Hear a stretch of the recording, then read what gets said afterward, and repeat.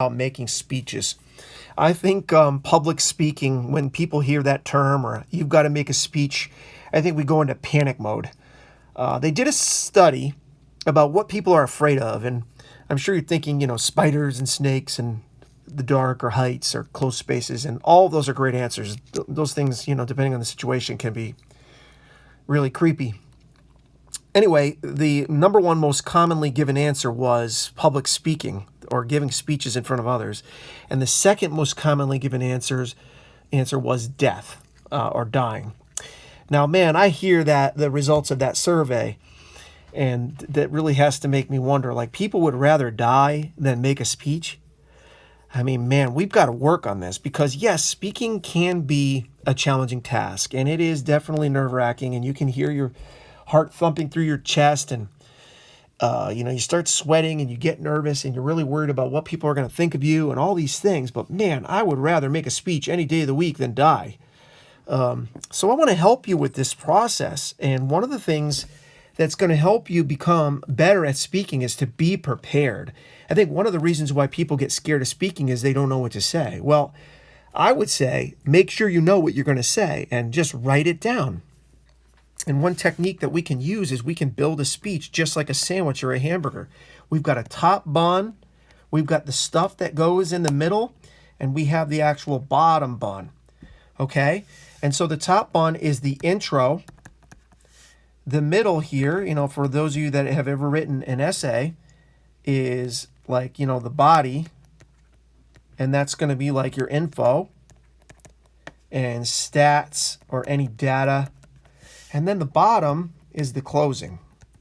Okay, so just like a sandwich, if you don't have a top bun or a bottom bun, the sandwich is incomplete. It's going to fall apart. And so at the bottom, we'll start with the bottom. It says work hardest on writing and memorizing your intro and your closing. Okay, so the beginning and end really need to be strong and memorable. And then I really feel like the body will write itself.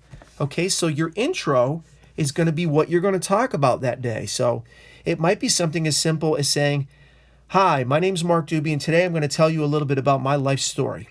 Okay, and that might be a speech, where you are telling the audience about you. Sometimes we can have an intro that's a question. How many of you have ever been out of the country? Raise your hand.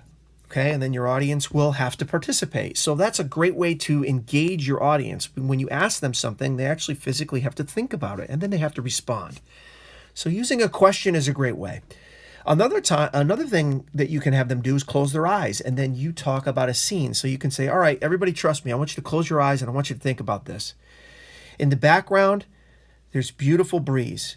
The air is about 70 degrees. The sun is out. There's not a cloud in the sky. There's an old path, a dusty path. And on the side of the path, there's wildflowers growing. And at the end of the path, there's a small river. And you can hear it making just the right amount of water moving under a bridge. And you can hear the birds chirping in the sky. I want you to open your eyes. What I just described to you is my favorite spot in the entire planet, where I used to vacation in a little town called Van Buren, Maine." And then jump into your speech and tell them about Van Buren, Maine, or what you did there. All right, so you want to start with something that's going to catch people's attention.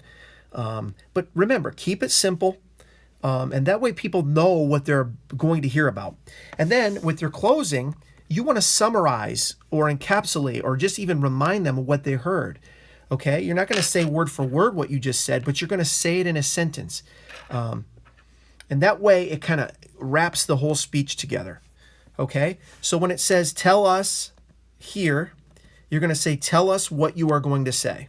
And that is what your intro is. I'm not going to write it here. I won't be able to fit it. Okay, but you're going to fill it in your manual. Tell us what you are going to say. That's the intro. The body is where it says then say it.